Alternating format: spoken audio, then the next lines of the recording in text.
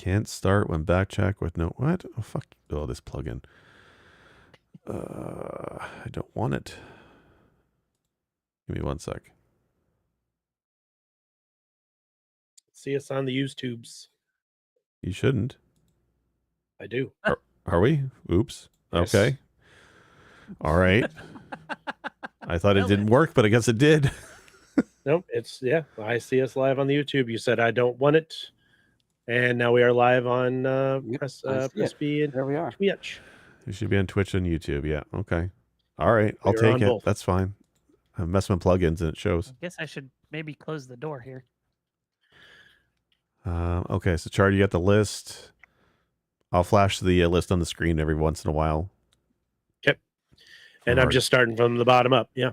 Yeah. Let's do bottom up. It's gonna be like a face down.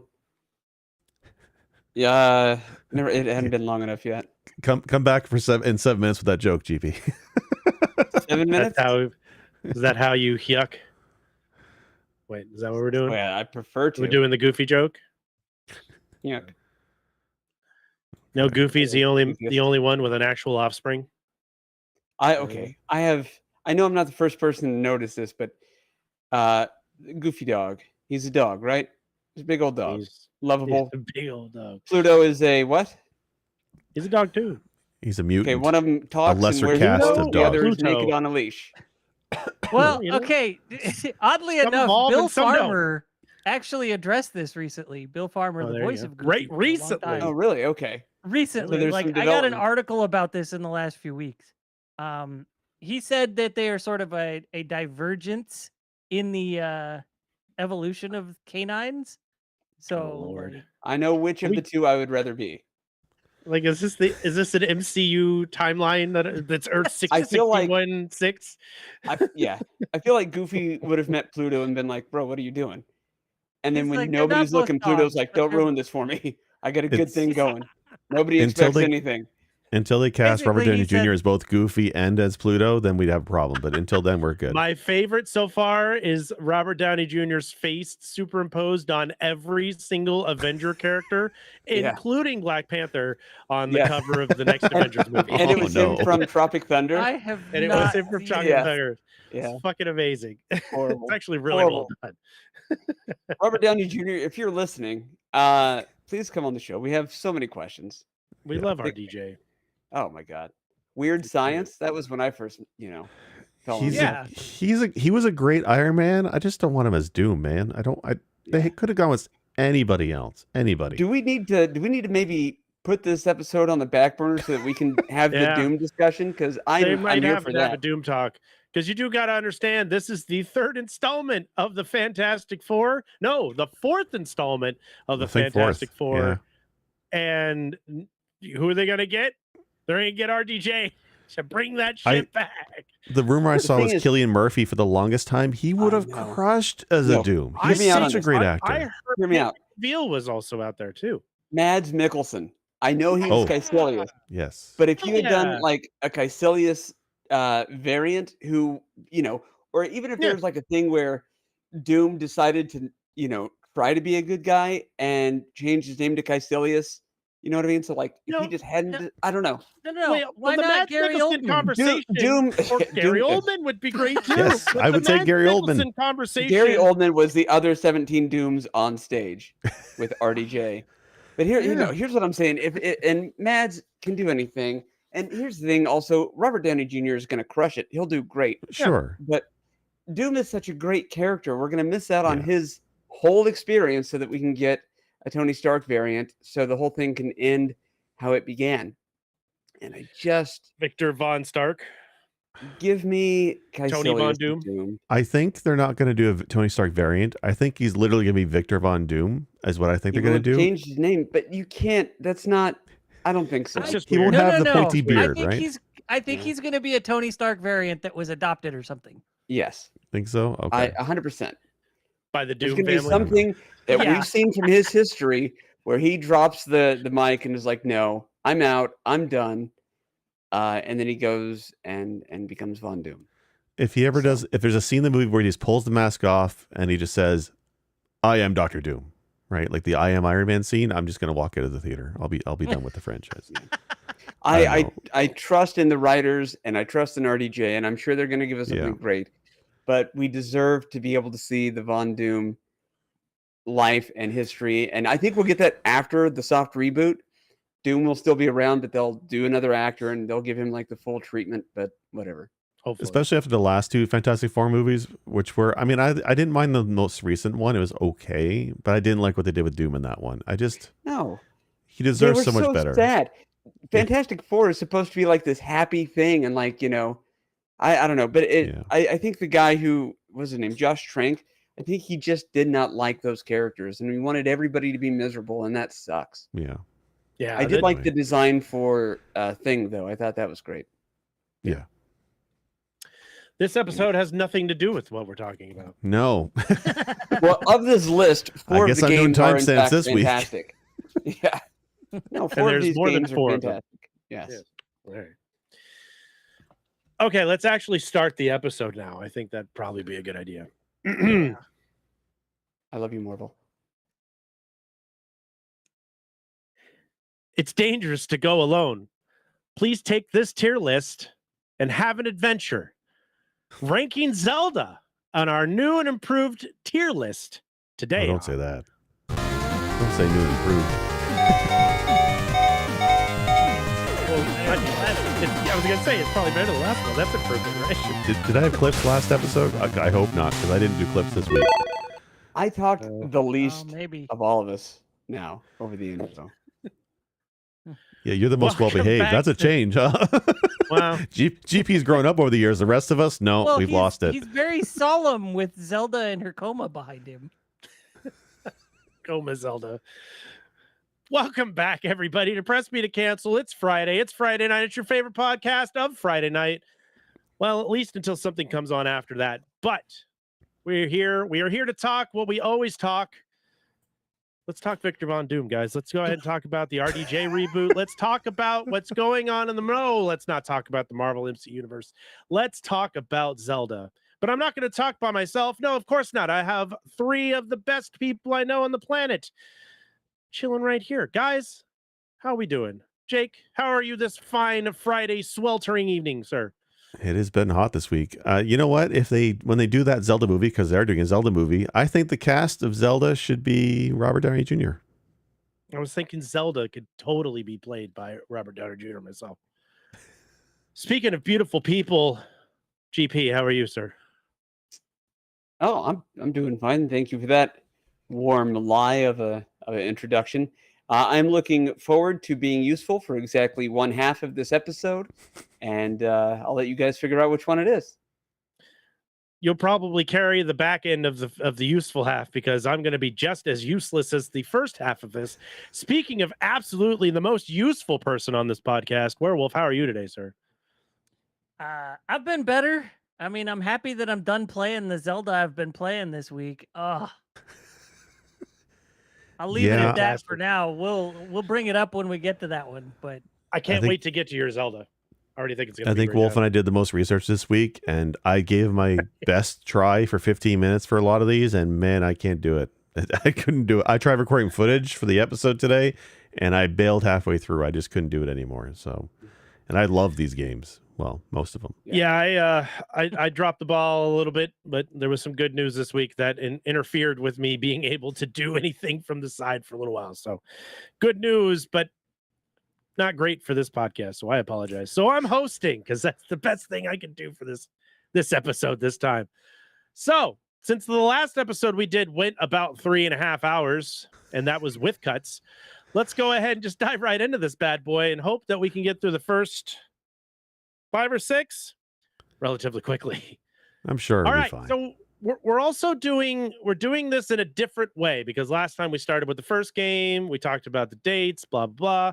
We threw all that shit out the window. So what we're going to do this time is we're going to start from the bottom up. So more of the recent. Now we're also pointing out that this is the 2D top down, no 3D Zeldas. So we don't have any 360 64s. We don't have any Twilight Princesses, nothing like that. So this will be stuff that was on the Game Boys, all the facsimiles of the Game Boys. the Super Nintendo and the Nintendo. So if we Yeah, miss one of your 3D basically- Zeldas, we're sorry. Any Go of on. them that are top down or 2D gameplay.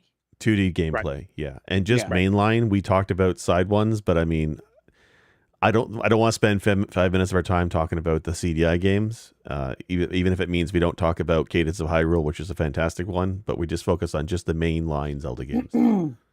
We did sacrifice choices to make other choices go away. So just That's like how it works. Yeah. RDJ snapping the finger, saying I'm Iron Man, and making Thanos and his goons disappear, we snapped our fingers, and unfortunately, Spoiler alert. Cadence had to go away with the CDI Zeldas. However, there's a good possibility that we will get so hyped up about this episode that we'll just do a single episode solely for the CDIs, so we can all have a good laugh.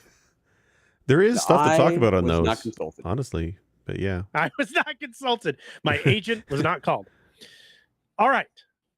So first on the list, or last on the list, but it's first we're going to talk about, is The Legend of Zelda Triforce Heroes.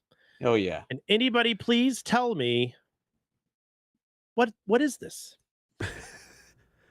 This is Akari Warriors, but with the Zelda IP.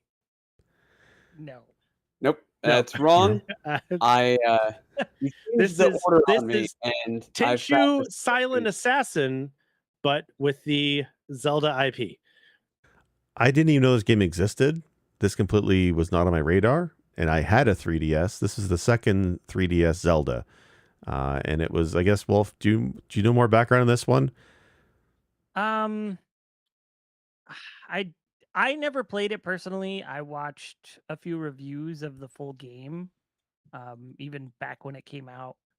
Just it did not look like my cup of tea. So basically, it's a game that can be played single player or 3-player. Yes, but there's a caveat And to that. what's the caveat? That single player sucks. So Well, So the- yeah. of this list, there's 3 of the Zelda games that we're talking about today that are multiplayer focused, right? And in this one, it's 3 colored links that you can play as, and it was also a big focus on online play because the 3DS had online ability. It almost feels like, it kind of reminds me like Monster Hunter for Zelda, in that you hop onto the room, you find 2 friends online or people randos online, and you form a group, and then you go into very fixed sets of missions. And that's what this game is. It's strictly online. There is a single player mode where you go into a different doorway, and there's the crazy guy who shouts Game Genie at you, and there's 2 wooden doll links come to life, and you can control them. But the way they control sucks, right? Like there's a touchscreen on the 3DS, so to swap between the 3 links, you have to click on the touchscreen, or you can pick up one of them to carry with you, but you can't. To get all of them to come together, they don't do a formation like another Zelda that we'll talk about does. You have to manually move each link to the end of the stage, and it's really frustrating to deal with. There's some neat stuff, but that's the caveat. Single player is literally controlling each of the 3 links separately or picking up one of them, but you're still shuffling around the control of the 3. Wow. I see that there's a lot of usage of the 3-player. There's it's like a kind of a necessity to have the 3 because there's apparently some tall looking bosses that you have to climb up on each other's backs to get up on top to attack its weak point. But I can tell that Sinistar would love this game because there is apparently costumes you can wear. And there's Actually, a yes. Snow Brothers costume that you can wear on here. Oh, cool. And you know how much Sinistar loves Snow Brothers. Is it a point and Yeah. click from 1989? Because yeah, he just might. He just might with a Was there a crazy DOS port cover. of this game? Yeah. Yeah, DOS port. It does look like it Weirdly, takes this a lot game- of the Wind Waker artwork too. So very more of the Oh, that I like. cartoony looking artwork. That I Yeah, like. Cell weirdly, shading. this game had a lot of focus on the costumes to the point where I think that was even a major plot point of the story. Like Yes. the main protagonist, aside from Link, and antagonist were very like fashion focused or something, which It takes place in Drabsville, which is where the evil witch is. And the evil witch turned the princess of this land, which I think the princess's name's Styla, and made her ugly, I think the story was. And you're trying to find the evil witch in Drabsville or whatever. And yeah, the costumes are Hourglass. definitely central gameplay wise. They have different powers, like the bomb outfit lets your bombs be big bombs. There's one that lets you shoot 3 arrows. There's a dress that does something that you can put on. It's neat, and you basically craft them at the fashionista house. And she's got like a little, I think it's a pug or a cat. She's got a little pet, but you have to get materials like think like jellies and resources from the various missions, much like Monster Hunter. Bring them back to her with some rupees, and she'll craft the outfits for you. And then when you do a mission, you can pick what outfit you're wearing. And I guess that's the fun part online.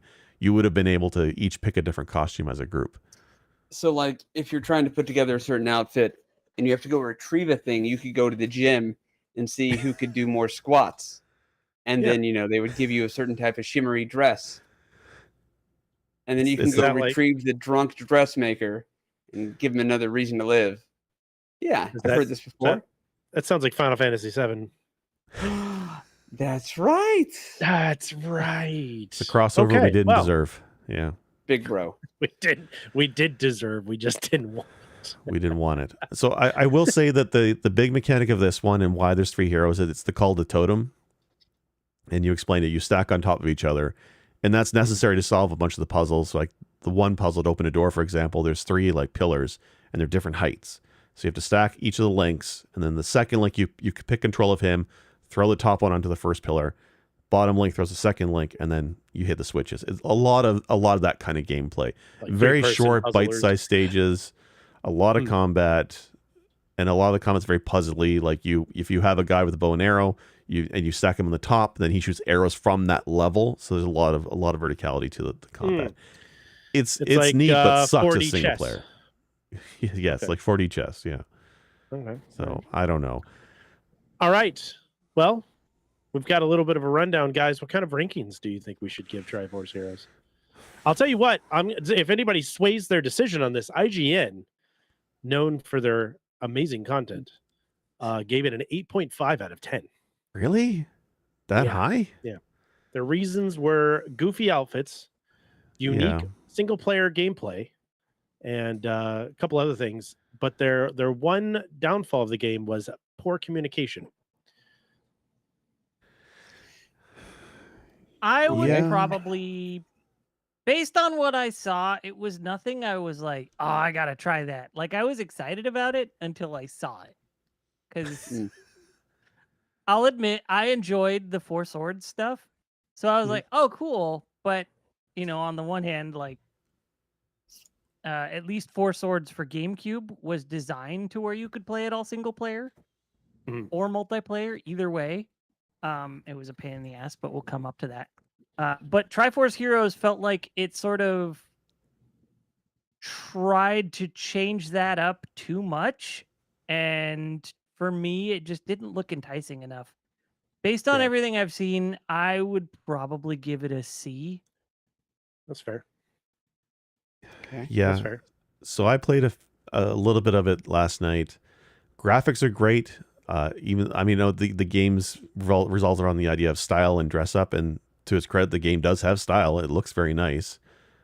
Even though it takes place in the Link to the Past timeline, they went with the Toon Link design, which is kind of a choice. Music is good, but I'm telling you, like, maybe I would have liked it if I played it originally back in the day with people online. But I can see how a communication would be a frustrating thing online, because I don't know if there was much in the way of chat on this thing. Playing locally with friends, sure, could have been fun, but this all I would have had access to as a single player. And what I played as a single player was very frustrating. It was done better in other games that we're going to talk about tonight, and I think I would lean toward a C. And it's really just the graphics and the music alone is what's carrying it to a C. Otherwise, it would be less, I think. That's fair. Okay. I am reminded of season 1, episode 2, I believe, of Cheers. It's called Sam's Women. And essentially, Sam Malone, the owner of the Cheers bars, or bar, has a constant parade of beautiful women that he is dating or otherwise socializing with. And he ends up realizing they're all dumb. And this goes along with the IGN review. This is what sparked that. Looks good. There's some substance, but not a lot. But really, the communication sucks. and this is that equivalent. So I'm going to give it 2 out of 3 Triforce pieces, so about 66%, just under that of a C. And you're welcome for the Cheers reference. It's streaming now on Hulu, and you can look forward to more of those. Not a sponsor. No, not a sponsor. Not yet. Not yet. Not yet. Sam Mayday Malone. Disney, Hey, enough we of that love Robert Downey Jr. Let's talk deals. Let's talk a crossover. We'll give you Cheers if you give us Robert Downey Jr. It's a fair. If I get Cheers is not ours replaced to by borrow. RDJ, I might only be mildly upset. So upon from what I've witnessed and what I've seen of Triforce Heroes, my verdict is this: not having actually played it, I have a big problem with games that force me to play with either people or pretend that I'm playing with people. So if I'm soloing it, I just want to solo it by myself. I don't want two fake people running around, AIs trying to help me or whatever I got to do. Seems like a lot more work. So I'd give it a C. Because I mean, it's going to be, I'm sure they're banger tracks. There's not very many Zelda tracks that aren't out of this world bangers, and the graphics do look good for being being on the old DS there. Yeah, I think C looks good. I think C is comfortable. I don't know where this 8.5 comes from, but maybe if you have more Somebody got friends than I paid. do, which isn't many, you have more fun with this. But I'm gonna go ahead and give it a C. Also, it doesn't help that I have not heard much of this game, and I'm a pretty big Zelda fan, so that sucks. Okay, perfect. I forgot I was hosting for a minute. I was going to just sit there in silence, and then it was going to be really awkward. So we're going to move on to the next one. All right, next on our list, The Legend of Zelda: A Link Between Worlds. Now, correct me if I'm Yes. wrong, gentlemen. This game is kind of a reimagining of Link to the Past, or has some kind of connection to it. It's sort of a sequel. It takes place in the exact same Hyrule that A Link to the Past did, or at least it's connected to that same Hyrule. I think you end up being in the Kingdom of Lorule, which is like alternate reality Hyrule. So Earth 616 Hyrule, basically. Pizza There's gonna be a Papa. lot. There's gonna be a lot of Marvel references in this Zelda episode. Just Pizza FYI. Papa always gets paid. Well, there are what, 3 timelines in Zelda? Is there? We don't want to go down that rabbit hole, man. We'll never come out to agreeing. The Zelda timeline is such a joke. It's worse than the MCU and what they're trying to do with the timelines. It just doesn't make any sense. Okay. But yeah, definitely a sequel to Link to the Past, or like a tangible related to the Link to the Past. Definitely has that feel to it. I've beaten this. It was a while ago, but I have beaten it. Has anybody else played this one? I can't say that I've played too much No, of it. I know have not. I'm the worst. I wanted to, Yeah. Okay, so but I just didn't spend a lot of time playing the 3DS, honestly. Like, I was kind of over handhelds with little screens at that point. And so this was the last handheld I bought, and it was just kind of like, well, I mean, it plays DS games, so I'll upgrade. It's got a slightly bigger screen than the DS. So that's kind of where I went with it. And even then, it wasn't even that, like, because I have the 2DS. So it's okay. that was another thing holding me back from the 3DS was the 3D aspect. It doesn't work for me. And so I wasn't going to spend all that money on a feature that doesn't work because I got a lazy eye. So To be fair, no even thanks. for people who can see 3D, it didn't work very well either. That I- slider Well, was yeah. almost It's always not I'm turned not off. a fan of It's not any you. of the 3D. Has nothing to do with you. It's just terrible. Yeah, it was just a weird design. Well, let me speak on it then. Graphics are fantastic. It's awesome. It has 2 big gimmicks in this one. The first one is that you can go 2D against walls. Like you turn into like a picture to crawl across the walls. And they use that in almost every dungeon. And it's usually used pretty well, pretty entertaining to, if you're one platform, but the other platform is across, but there's a wall that's shared, you blend into the wall and creep across. It kind of reminds me of what Mario Odyssey did years later. It's a neat mechanic. The other one, which is kind of weird, and I don't want to say the wrong thing. It's been a while since I played it. But instead of getting items in dungeons necessarily, there's a store in town, and you go to the store and you can rent the classic Zelda items. Like you can rent the bow and arrows or the boomerang or whatever they were. I can't remember them all offhand, but you can rent the items. You can unlock them permanently, I believe, but you can also rent them. And because you of that, can buy them, right? you can buy them outright, but the default is to rent them, and then if you Yeah. die, I believe they go away. There's some kind of mechanic there. Wow. It's weird. It's neat. I don't know if I really cared for it, but I didn't run into an issue with it when I played the game. I got through the game just fine, and it never felt like it was in the way, but it was definitely weird not having all the items at all times, right? Like just having to go there and rent them piece by piece, or only renting the ones I knew I absolutely needed was kind of interesting. It's kind of weird. Yeah, there's a logic leap that you really have to suspend your disbelief. Now, I understand we're in video game land here, but if you're like, hey, can I rent those 5 bombs from you? You're like, yeah, they're due back next week. And then you come back and you're like, well, I used those bombs. Lending- All 5 of them. Right. I don't think you're. Here's- Here's the shrapnel. Right. Having not played it, but being familiar with the Zelda franchise, it was probably renting a bomb bag and not the bombs themselves. Well, that makes Yeah. more sense. I don't recall Can what I it was have this offhand. burlap sack full of explosives, please? I'll Don't bring use the it for bag evil. back when I'm done. The only thing of value is this bag, though. I will say this about the renting mechanic is that it kind of took the open-ended approach into where you want to explore in the game, which I thought was a kind of a thing that was exclusive to Breath of the Wild, but it's really not. Like a lot of the Zelda games, even especially the older ones, there is an openness to how you kind of explore the world and take things in your own way. There's only a handful of the Zelda games that actually have been a set path, like completely.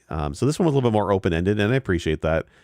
I still kind of wish the items were more tied to the dungeons. I didn't like the idea of renting, but again, I didn't have any issues playing the game with it. But this is not one I would go back and play again. Like I'll go and play Link to the Past any given week and have a great time. I enjoyed Link Between Worlds, but I don't think I want to play through it again. So I think it's probably a B, maybe a C in terms of like graphics, music, and was well designed. The puzzles are really good, but I don't think it's much higher than that personally. It's the requiem for a dream of the Zelda games. Yeah, that was good, but I'm never going to do that again. Yeah. Just too much. Yeah, less butt sex. Yeah, is that the And idea? wonderful music. Wow. Okay. And wonderful music. Looking at you, Thanks, Clint Hans Mansell. Zimmer. Yeah, no, Clint Mansell. He does all the. Okay, anyway, sorry. Can you imagine if John Williams did the soundtrack for Requiem for a Dream? Beautiful. Am I thinking of the right soundtrack, but movie good now? God. I Anyways. hesitate to go any lower than a B on this one, given some of the other entries. That's fair. Wow. Yeah. Okay. Yeah. Okay. I would go with B. I'll support it. All right. B sounds good. Okay. So I'm going to give it a C because just by judging the way now, listen to me. Hold on. I love Link to the Past. I think it's cool. I like alternate realities. I think that's cool too. But my issue with this is I'm not a fan of the artwork. I don't like it. I don't like classic Zelda spruced up. I just have an issue with it. I don't know what it is. It's weird to me. I don't care for it. I don't know. It's probably fun. I just don't like the way it looks. So I'm going to go ahead and give that a C, but we can keep it at a B, B minus. I don't give a shit. I'm cool with that. That's just my No B. personal opinion. Never having played it myself. And I think renting, again, like you said, it didn't get in the way or anything, but that just is so, it's like the draw system to me. It's just not necessary. It's Just weird. keep that shit the same. Yeah, let me level up how I want to, and let me go find my items in a dungeon. If the dungeons don't give you items, why the hell am I going to the dungeon? What is drawing me there? Other than the plot, you know what I mean? So that was one of the funnest things to do, was to go into dungeons and be like, what am I going to get in this dungeon? Oh, I'm getting the hook shot. Dope. Oh, I'm getting bags. Oh, I'm getting a burlap sack full of fucking beats. I don't know. It's cool to find stuff in there. You're like, I don't know what I'm using for, but it's cool. It's in this dungeon. So I'm going to give it a C and live with my decision on that one. So there is Also, items to collect in dungeons, just because I it's been so long since I played it, but I want to mention it. So the update, what you get from dungeons is like the colored tunics, blue tunic, red tunic, upgraded shield, Titan's mitt for picking up things. So there is upgrades in the dungeons, but like the actual like usable items, like the boomerang and stuff, that is what you rent.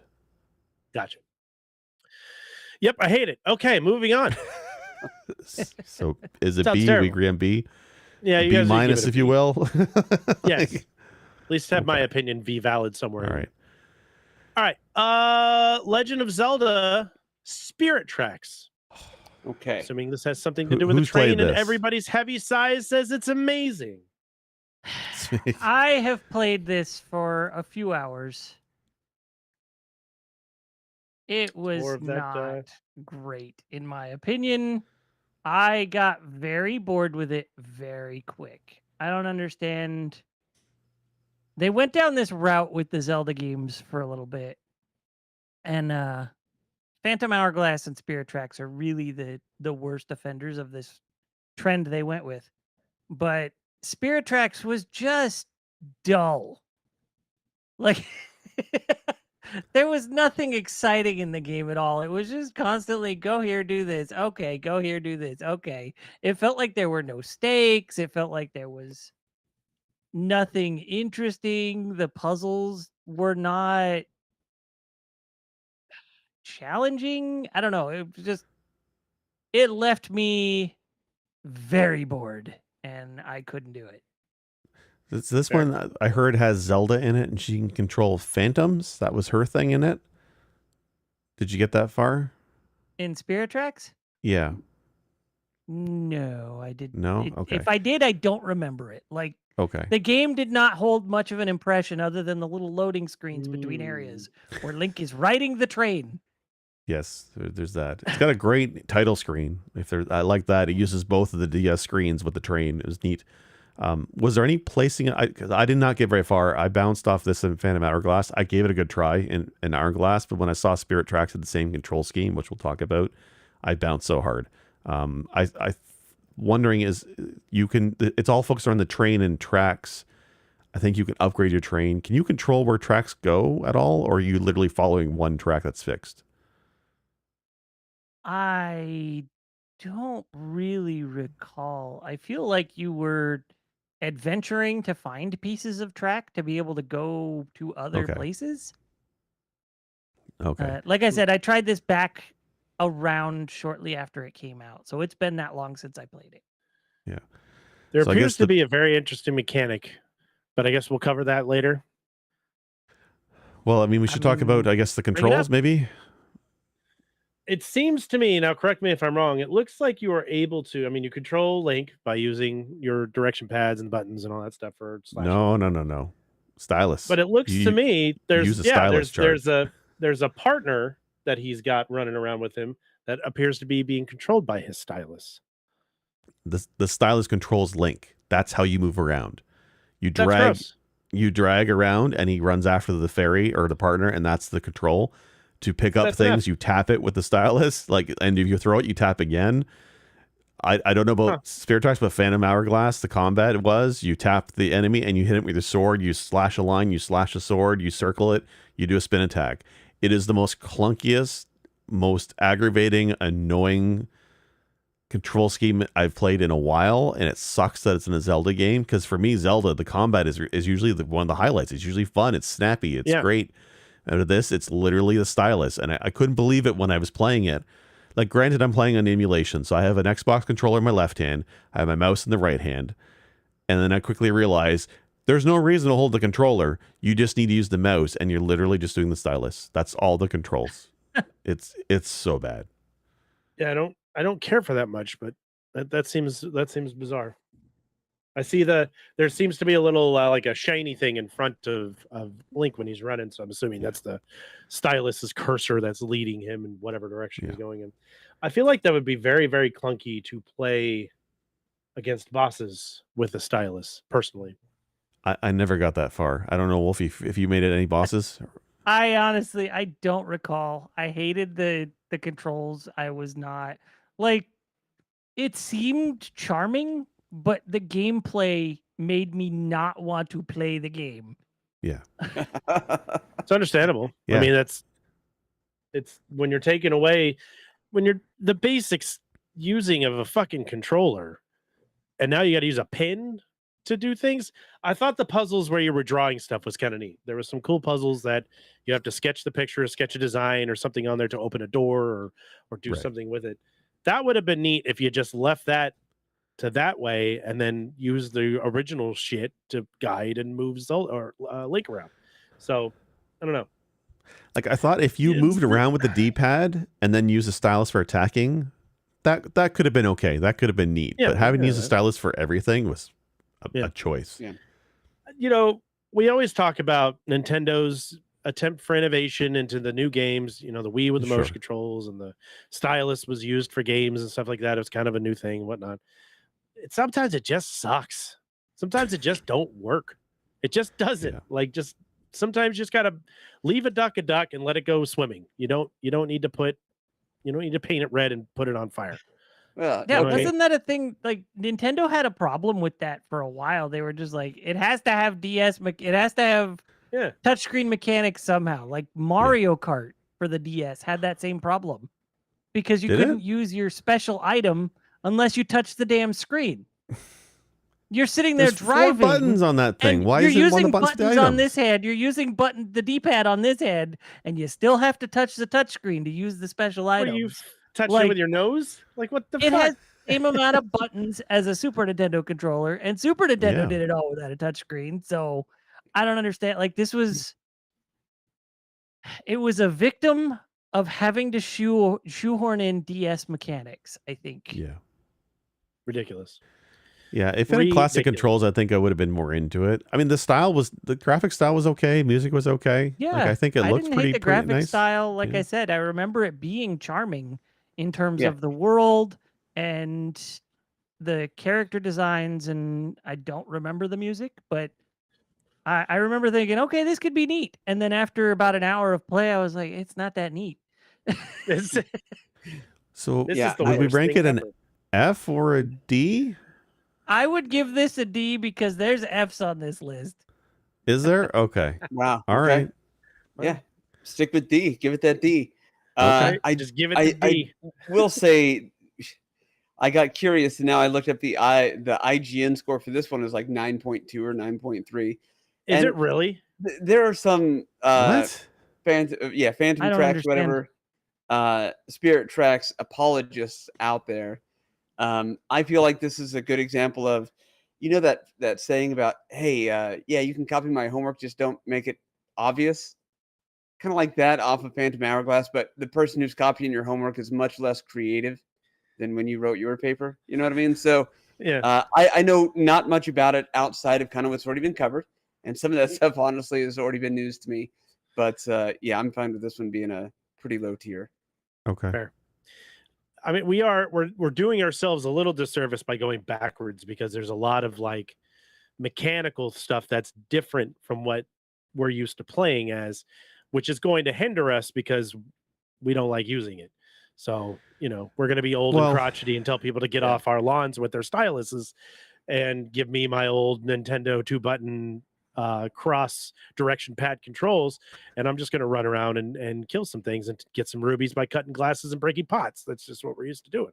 Sure. But sometimes the stuff that Nintendo does, taking advantage of the hardware, can be interesting. Like I thought Breath of the Wild and the Wii U, I liked the control pad for the Wii U. I thought Not that part was of the fine to have a conversation second today. screen. Sorry. Yeah, okay, fine. Wow. But sometimes stuff hits, and then sometimes stuff doesn't hit. So it's not like I hate all the mechanics they bring into the play. It just maybe just most of them. But yeah, there's well, definitely I'm a point gonna where they didn't know say- what to do with Zelda anymore, for sure. I'm gonna say right now, because it's also not in the discussion today, but when Twilight Princess came out and I got it for the Wii, Mhm. I thought those mechanics were sick. I bought Phantom Twilight Princess before I even got a Wii because I was so excited to play with the Wii remote and slash with Zelda and block with my shield and shoot bows and arrows, like actually shoot them. It was cool as hell. I love Twilight Yeah. Princess. I think that's great mechanics, and it's a later addition to the game. So just that kind of, That's that discussion, One- though, one is of- some of those things are like made for what the system is designed for, and it lends itself to that. But then, Right. like you were saying earlier, if you shoehorn it in and make somebody do something, I'm out. so Sorry, fun. Wolf. Twilight. Right. So Twilight Princess also has the benefit of being designed for both control schemes because it came Fair. out on GameCube Right. as well. Right. So if you really didn't want to play it with waggle controls, you could play the GameCube one. But why? didn't know I that's would what love to it waggle. is. I love waggling my Zelda. You like I love to waggle your waggle my stick? wi- my Link. Yeah. Okay. You know? Waggle your link. I love to waggle my Link. All right. All right. So So- D for that one. Yeah, it's a big old D on that one. Speaking of D's, let's head on over to Legend of Zelda Phantom Hourglass, which apparently is going to get a similar or lower review because it has the same mechanics that make us hate Spirit Tracks. I like it better than Spirit Tracks, but it's a marginal difference at best. I would give this one a slightly higher D or a low C. Like a D. Okay. A small like a D. double You had D? said big D for the last one, and that's A little fine. D. But give this Little one D. like a little D. It's my hip hop name. Absolutely. Uh, For All me, right, what do this we got? one is an Yeah. F. This Okay. one, Worse? Yeah. Okay. Wait, you Spirit like- Tracks you choose learned Spirit some Tracks over lessons from Phantom Hourglass? Hourglass and actually made it Okay. charming, despite Okay. still suffering the same issues. Okay. So You win because of charm. That's it. Yeah. You are Miss USA. I'm only sorry. Do we because need of to your bring charm. up Robert Downey Jump Jr. right in. again? Now, Yes, the charm and the Riz will always get it. I want to throw in the caveat here that I am ranking it as a Zelda game, not as a game. Yeah. Okay. Right. Okay, sure, And yeah. so this one, to me, it's an F. Like, it's not good. That's fair. for me, what threw me off of this one, I played this one today for about half an hour. I know that's not a lot of research, but I couldn't do it anymore. I just couldn't do it. But the intro More- is more obnoxious. research than some of us have done. I give it points because you can skip the intros, which is fantastic because a lot of Zelda games are very wordy in the first 5 to 10 minutes. And when I only have a half hour to play the game, I just skip the intro. But the graphics, the style of the intro was really cool. I like the construction paper or felt, like scrapbooky style is cool. Right. But you start the game with no sword, which is normal. It's fine. But you basically go into this little village. You can only explore like 2 huts. You go into the one hut. He tells you, behave yourself. You leave. You go somewhere else and it doesn't let you. So you go back to the hut, talk to him. He tells you, behave yourself. You leave, go back again. You leave, you go back. You go on back and forth in that son of a bitch like 4 or 5 times before you end up getting what you need to progress to get the sword. And then you have to go do the tutorial with them. And by the time I got that point, 30 minutes had passed. I had accomplished fucking nothing. And when I went to actually go into the first area where you fight these little jellies, I took 2 hearts of damage in like no time at all. And I got so frustrated. I can't imagine playing this as an entire game. Again, for me, the controls, like, what'd you say, Wolf? Like, it's charming, but the gameplay makes you not want to play it anymore. That is just like so terrible of a game. I don't think it's an F in that I think there's maybe more of a story here than Spirit Tracks personally, but it's definitely not more than a D. So I'm flexible. You might say that Phantom Hourglass is a comparison to life. Sure. No? It's allegorical. Absolutely. I think Wolf's part is the exact, or, you made a good point, but it's the exact opposite of my perspective here. You said you're ranking it as an overall video game and not as a Zelda entry. No, I'm ranking it as a Zelda game. Okay, Yeah. cool. Then no, never mind. Then Yeah, you and I are Zelda. on the same page. Yeah, Because- that's what I was ranking too. Out of Okay. all Okay. Zeldas, not just out of Yeah. video games in general. Yeah, okay, that makes me feel better now. Thank you. Sorry. So you guys Like, think F? as a video game, I don't think it's an F. As a Zelda game, absolutely it's an F. Yeah. As a video Absolute game, it would total probably F, be yeah. like a C. Yeah. In context, Really that high? it is Okay. absolutely- I'm glad I asked or mentioned that because now I mean, feel it's stupid no for Dr. what I was Jekyll and gonna say. Mr. Hyde. Nothing is Dr. Jekyll, Mr. Hyde. They can't all be Circus Charlies. Okay.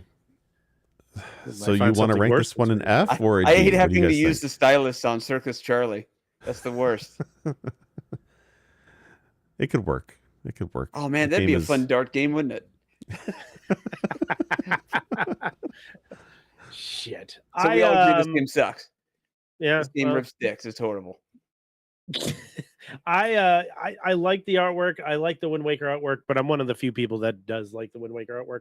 I hate I this do like the stylus Wind thing. Waker artwork. I know you Yeah, and the I stylus are thing is a Yeah, problem. this stylus thing is dumb, and it makes me sad that that's a thing. So, yeah, this is a failure amongst Zeldas. That's fine. Okay. Like, this is one of those things that very easily could have just been like, if you want to try these weird controls we came up with, go for it. Otherwise, just play it like a Zelda game. Yeah, make it an option. Don't That would have been make me fine. Use your fucking But- shit. I hate it. Yeah, Okay. Big fat F on that one. Wow. F. So Okay. so I what is disagree, about but that's okay. what is it about Spirit Tracks that makes it a D?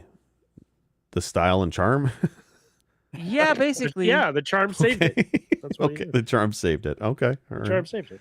So you're I Miss mean, at least America it on kicks charm you off only. on trains right away, whereas you're telling me Phantom Right. Hourglass is like, here, walk in and out of a hut for a half hour. Yeah, Oh boy, can the I? intro. Oh boy! The intro was rough. Yeah, Please never stop leaving and entering this hut. This No, is the greatest experience of my life. There's somebody who has like OCD to the point, where they're like, this is great. Just entering and exiting the exact number of times that you need. Like, this is wonderful. This I can do. well, This really get- makes my to- brain stop itching. to get the sword, just so you know, you have to unlock it. It's in the old man's cellar, and it tells you the password. You have to write the password on the sign, and it's the number of palm trees on the fucking beach. I got so upset. Like, you mean I have to go from the house down to the fucking beach and count trees on a tiny ass screen where you're totally zoomed in? I'm trying to count trees. I miscounted twice. So I just started randomly scribbling numbers on the sign until I figured out it was fucking 7. But it was just, this is the first 30 minutes of gameplay. I can't imagine what they use the stylus for in hour 5 or 10 or however long this game is. Hopefully it's not that long. That You can just reminds tell me the of writing getting worse and worse. buying a used copy of Metal Gear Solid back in like the late 90s when it was on the PlayStation 1 and not knowing Merrill's code and just having to scroll through to, To get it, yeah. Yeah. It works Yeah. eventually, but it's a time sink. Yeah. Anyway, Wolf's bingoing. He's bingoing right now.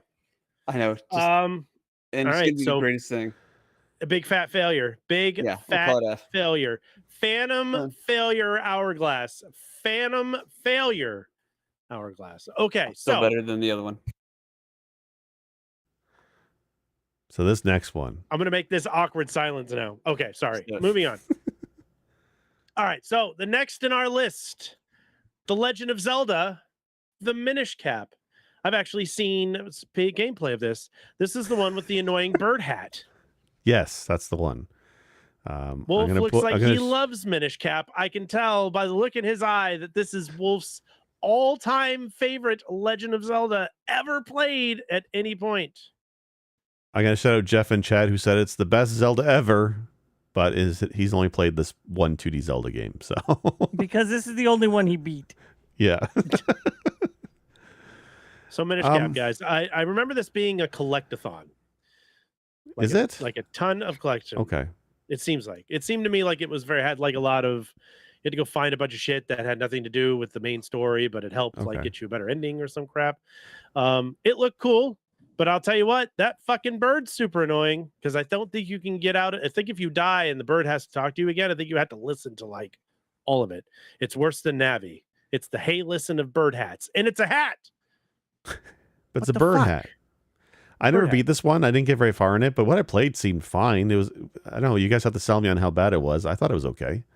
Oh, I'm not saying it's bad. I just remember there Alright. being a bird hat and a collectathon, but I think Wolf's Okay. got. This is the one I've been playing this week.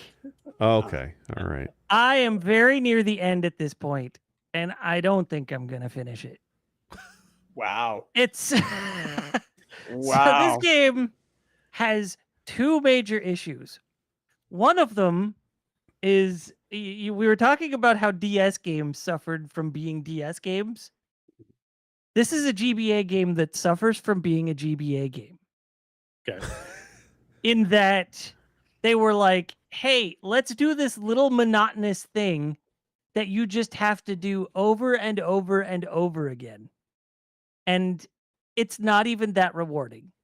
And Yeah. then also let's the artwork it exists somewhere between 2D and 3D. Like a lot of GBA games really suffer from this art style where they were like, they started with a really cool 2D art style and then tried to make it 3D-ish. And it sort of removes the charm and makes it look just muddy or uninteresting or boring rather Right. than unique. Right. There are other games that did like I love the Klonoa games. Both Klonoa games on the GBA did the same damn thing. Golden Sun did it. Like it's a very Yeah. prominent thing on the GBA in general. This suffered from that. But also So we're going to talk about Four Swords. Unfortunately, since we're going backwards, this was a game that was made by Capcom that ported Link to the Past to the GBA, as well as created the Four Swords component for Link to the Past on GBA. So this was Capcom making a full-fledged Zelda game. And it shows that it wasn't Nintendo. The really it comes down to like all the music is either, hey, remember this track? Or this is the most boring music I've ever heard. Usually Capcom has some bangers. I mean, all Yeah. the Mega Man It's- songs are bangers. No, it's either the most forgettable music that does almost nothing, or it's a direct rip of a track from a previous Zelda game.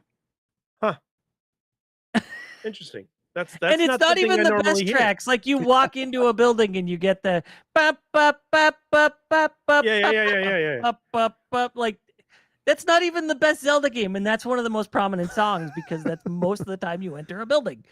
Right. You get it also suffers from the everything is over explained at the beginning. Yeah. Yes. Except for a handful of things that are very important. You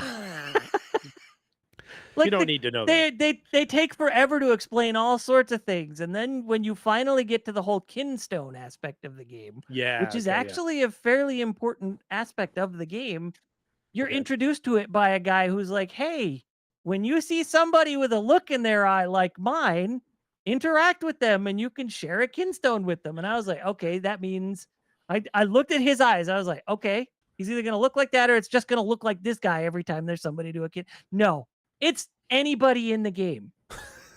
But It's then the not glint is it of Zelda.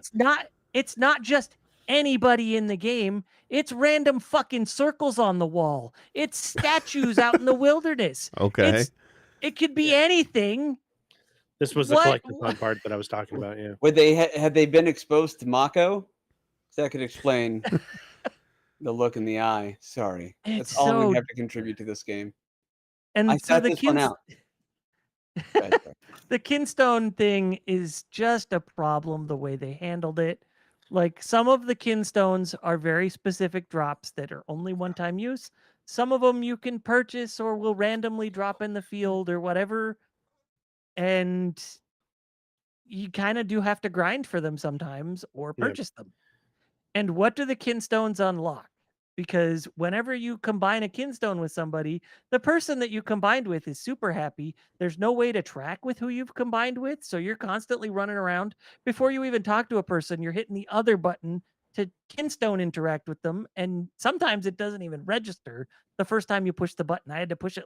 Whenever I run up to a character, I push it like 5 or 6 times because sometimes it doesn't happen on the first try. Yeah, that's gross. Do you have to do this system? Yeah. Do you have to do the kinstone stuff? You do. Okay. It opens up pathways to things. It opens up secrets. This game really, really trivializes the importance of secrets. Whereas in most Zelda games, a secret is kind of big, you know? You usually feel like you've gotten some sort of reward. Now, Breath of the Wild and Tears of the Kingdom, the secrets feel a little more trivial because a lot of times it's just like, hey, you got this cool weapon or whatever, and the weapon will break after a dozen hits. But this was back in, a very small world. And this does feel like one of the smallest Zelda worlds I've ever played in. Okay. And it's got just dozens of secrets. There's like 100 kinstones that you need to combine or something. And they're just a lot of them either reward you with just rupees, and at the beginning of the game you're capped out at 100, and then you have to buy the wallet to cap out at 300. Then you have to buy another wallet to cap out at 600, and you can find one more that caps it to 3 9s. Jesus. So yeah, I never liked the wallet replacement mechanic in wallet any of the Zelda system. games. Yeah. And then a lot of the special items like the boomerang feels completely worthless. You actually have to buy the first boomerang, and then later you find a magical boomerang upgrade. And I've used them maybe 3 times in the game. That's not unusual for some of the other games in the franchise, though. Like I find the like even Link to the Past, the boomerang was I almost never touched it. It had uses, Oh, but I used it a lot. I felt there's better items to have readied up than the boomerang personally. In terms of the graphics in the GBA, I actually agree with you. I think the GBA, I love pixel art, but the GBA sometimes they push that high res pixel art, if that's one way to call it, and it does look kind of strange. It kind of looks a little bit weird. I had that issue with a lot of Game Boy games too, or like Game Boy Color. I love the original Game Boy quite a bit. I love it because they had to kind of dumb down the graphics, but when they got to the Game Boy Color, they tried taking higher res sprites and shrinking it down, and it looks like a compressed GIF. I didn't like it, and I feel like that's kind of the problem here. It's just a weird style on the GBA screen. But this is still not a bad-looking game. It's fine. The mechanic where you shrink down is neat. I thought that was kind of cool when you shrink down your little tiny Link, walk around for a little bit, and then it zooms in. At first it was. By the end of the game, I'm sick of it. I'm looking for ways to not have to bother with it. And let me talk about a lot of the secrets that you get.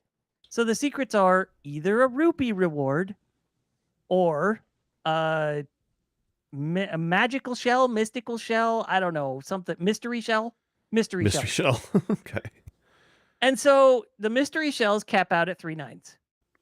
What the mystery shells have one purpose in the game. That one purpose is to go buy figurines from a figurine shop.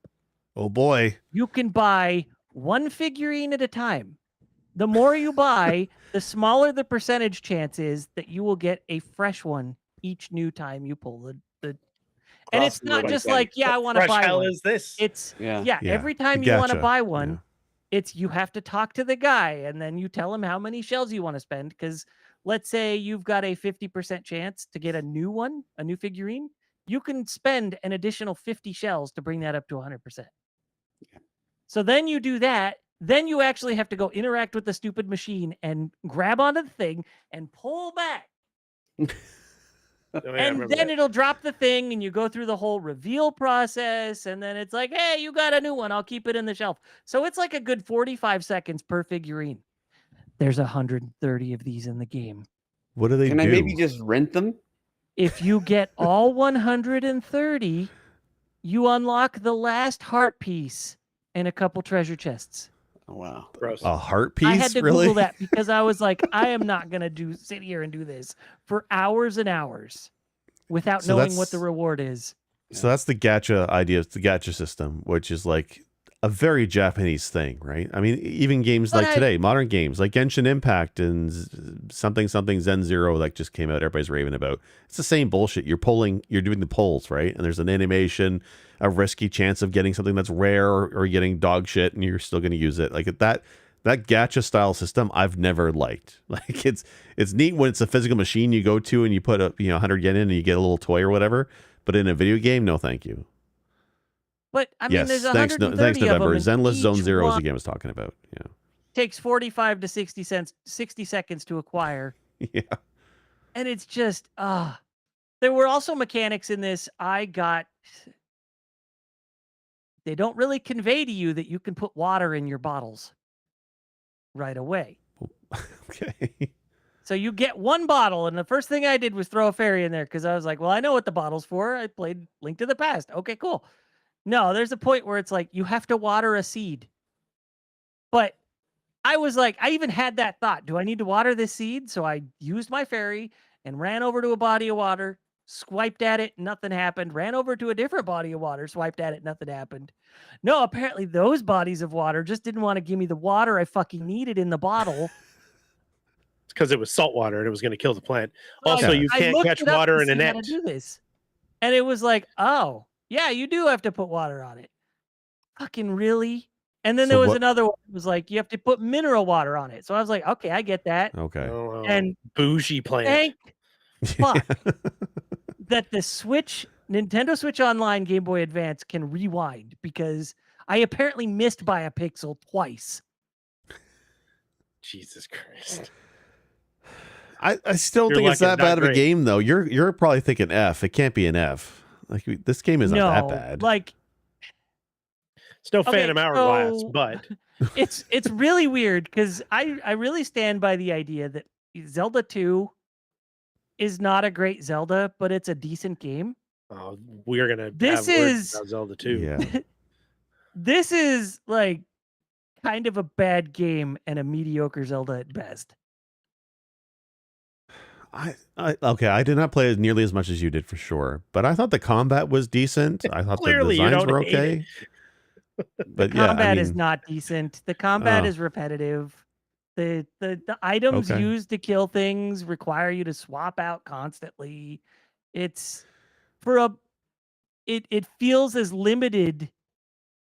Honestly, it feels more limited than like Link's Awakening or Oracle of Ages and Seasons, which had 2 buttons less than this game. okay. Because they were like, well, we're going to make one button completely just kinstone related. That's the only purpose it has. We're going to make one button, the select button, instead of opening the map. It's how you make the stupid little bird hat talk. And he never says anything new.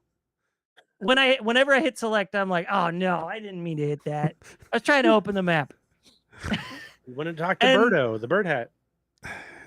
Yeah. And the only thing this kind of did interesting was they were like, yeah, let's implement some Four Swords Adventures mechanics for a single player game. But even then, they really did not use it well. And it's just sit here and charge up your spinny strike for like 10 seconds, 5 seconds longer than you would have to charge up a bar so that you can stand on multiple of these little little tiles that glow so you can push a block. Ooh. You need a copy to push a block. Oh, how exciting. Good use of mechanics. All right. Well, it gets Wolf's seal of approval. I This see. game was trash. Well, what do you want to rank it as then? Because I'm kind of like, He doesn't I'll wanna fight give a it an little bit F, for it, it's but I a don't want to fucking fight it that trash-ass much. game. I don't understand why this game is so highly reviewed and regarded. It's a D. I was gonna say, D. Wolf, you have given this more ire than you gave Phantom Hourglass, and you gave that shit an F. But you're gonna give this one a D? Hold on. I kept playing this hoping it'll get better, and it doesn't. It just disrespects your time more. And it's a Don't use D? my words. That's my words. I will This can't say be that this bad. may be my favorite review that I've ever heard of from Wolf. That was a journey, and the whole time I'm like, let him cook. This is wonderful. I love it. Keep going. I'm in my brain trying to think like, well, okay, what else is coming out mid to late 2004 that maybe people wanted to review this so highly? If I'm not mistaken, that's the original release of this. Yeah. I was straight up in my Metroid Prime era to kind of reach back to last week. So, like I said, I sat this one out, but I had some friends in college who played it and loved it, but I never really knew much of it. So I'm gonna side with the very not enthused, passionate Werewolf and say it's trash. Metacritic gave it has it as an 89, right? Like, I mean, it's don't one of the understand. better like It Zelda can't be games. trusted. They were like, here's made some that very great clear. Zelda mechanics. Let's squander all of it. Okay. Squander. You don't want to aim for like a C at all? You really think it's a D? If you That guys face want to says give it a D. C, fine. For me personally, it's a D. It is the hardest of D's. That is a super Okay. hard D. All right. I'll go with D then. I think we might get some flack for that one though. I think people like this one. I don't care. It sucks. He doesn't give a Okay. shit. All right. Okay. All right. I'm That's sorry for those of you Werewolf who over enjoyed Over the it. Press I Me to don't Cancel know podcast, Werewolf on Twitter. who hurt Werewolf you is not because an it's not that apologist. great. He's not a Minish Cap apologist. Fuck the bird. This game just like Stockholm syndromed people. Yeah, this game was the quality was diminished. Diminished Okay. Cap. Diminished cap. yes. Diminished Get cap. it? Oh I boy. ain't shelling out any money for this gotcha game. Let's move on to the next one since this Oh, is shut a it down. giant D. All right. So since got that one shut took the so fuck long, down. Four Swords Adventures for the GameCube. I'm sorry to step on you, Chard. I will No, make you this step on one me. very concise. Do it. This is a fun idea that quickly turns into fuck you, no fuck you when you play it with 4 people. But it's fun that way though. It's a party game. I'd rather play I've this never than 50 beaten Turns in it Mario because Party. of that. Really? I've never beaten it because of that, because everybody Okay. gets so annoyed and fed up with each other that Okay. we stop playing. Four Swords Adventures puts the FU in fun, Jake. Nice. Okay, so look, so this is the GameCube one. This is the one where when we're saying one of the multiplayer focused Zelda games. And in this one, if you play single player, I mean, so here's the setup with this game. The way it is meant to be played is you have one guy with a GameCube, and then you and four friends together sit down with your Game Boy Advances and all connected together to the GameCube to play this multiplayer Zelda game. And the mechanic is if you go into a house or a cave, that one player zooms to your GBA in front of you and you play on a small screen. It is very neat and very cool, but you have to be really rich with some rich friends to be doing this kind of setup. So the way I played it single player. And when you play single player, I had a GBA, but if you didn't have a GBA, it would put a mini mock GBA on the screen when you went inside. But what made this doable as a single player game is it had formations. You hit a button and the rest of your crew would follow you, and you can make formations. So you can be a line or this or a square. And that's how you got around the puzzles, and that's how you moved around, and that's how you got through everything as a single player. It was a little bit clunky, but it worked and it was fine. Unlike, Triforce Heroes. I have beaten this game. Is it a great Zelda game? No, but it's functional. It's fun. There's some interesting twists. It looks like Link to the Past graphical style, but there's some upgrades. Like there's like a fire rod, right? Which we all know from certain Zelda games. But in this one, if you can spread it out as like a flamethrower, which is a really cool graphical effect. But if you torch grass, the whole field of grass catches on fire and just fucking burns the map. It's hilarious to see. And it felt very good. I know. It's fun, but it's a mission-based, bite-sized piece Zelda game. I like this one. I thought it was fun, but I thought it was super cool, but I've never beaten it because of the you messed me up, screw you, and people just end up throwing each other in pits and like this is one where there's like a competition between the players, like whoever gets the most rupees in a map. You're working collectively together to finish a map, but whoever has the most rupees gets like a shout out at the end of the stage. So there is some competition there, and you can fuck with the other player. It's like playing Chip and Dale with a friend. You can pick them up and throw them in a pit, right? It's that kind of trolling. This is a game that I would love to play with you guys, because you can set up with emulation where you can play kind of how it was meant to. I'd love to play this with you guys. Watch the end of the podcast because of Four Sword Adventures. I've beaten Contra however many dozens or hundreds of times at this point. But if you told me there was a completely separate and distinct ending for two-player Contra, I would have to take you at your word, because I know nobody who could get through that. And it's a similar thing. I remember when this came out, the idea of the mechanics and how like intertwined everything can be. It's such a cool idea. And it was even well, I think, executed, but we never made it too far. We would, okay, well, again, let's take a break. We'll order some pizzas, or we'll go, get drinks or something like that. And you come back, you start back up, and everybody at the same time just says, I don't care enough to continue playing this with you guys. Wow. You know what I mean? Yeah. So it's a fun party game. When you take it as a party game, I think it's a lot better. Yeah. You step away because you get frustrated, and when you come back, you're crestfallen and you don't care to. That was my experience with it. Now with you guys, as a grown up in his mid-50s, I think we could probably. I think we would manage to like work together enough and not fuck each other over enough to where we could get through it. And I love the concept of this. I enjoy the game. Like my quick concise was not bad. Like personally, I'd give it a B. Yeah, sure. It's a fun one, and like when we just said, like Nintendo likes to incorporate mechanics. Sometimes they're shoehorning them in. This is definitely one where to have that setup where everybody has a GBA, everybody has a fucking link cable. Nobody has a link cable, right? But to have four people with link cables and GBAs and one got the GameCube in this, that's a very rare, small audience. Yeah. Did you have all that stuff? My friends, all of my friends had GBAs. My brother had a GBA. I had a GBA. My friends had GBAs. And we all had GameCubes too, so it was like play it at your house, play it at my house, whatever. Okay. But I think I bought 2 extra link cables for the Game Boy to GameCube so that we could play it, because one person had that, and I was like, well, I'll buy one for me, one for my little brother, and one extra so we could play 4-player. Okay. Because clearly this is the way of the future. And then... Clearly. But yes, yeah, I don't think it was super And then rare. we played it like 3 my- times and never beat it, and everybody would get frustrated. And they're like, "Nah, I don't want to play that anymore." Yeah, it tested some friendship. In fact, to cool off from this game, we would play Monopoly. Yeah. Little Uno reverse. Oh, And just like Right. Monopoly, I can't play this with my kids. They would just cry. There's just no way. I don't play Monopoly with them anymore. Let your kids win for once. No, Fuck that. They no. got to learn the We hard have- way. The way of the we have streets, a- Chard. a known rule in this family, which is family means more than anything except in Uno. Like, and that's kind of the idea. Family doesn't mean shit in board games. Let's do this.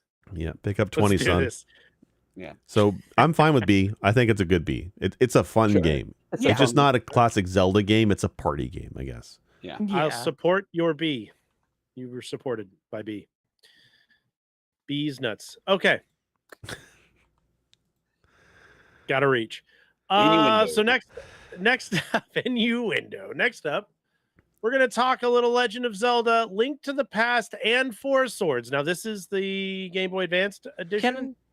Can I recommend that we talk about Link to the Past first and then this real Yes. quick? I would No. sign off on that. Because it's really further in on our list, and I'm gonna go on a tirade about that. So here's the thing with Link. So the Link to the Past we part want of to this, keep it's a short, combo cart. concise. Probably not. It's a combo cart, right? So there's a Link to the Past game, and then there's the Four Swords Adventure game. I think we just focus on the Four Swords Adventure part. Okay. Yeah, because Let's skip- otherwise let- it's Okay. Let's skip this one. Let's put a nil because I mean it's just a combination of the two. Yeah.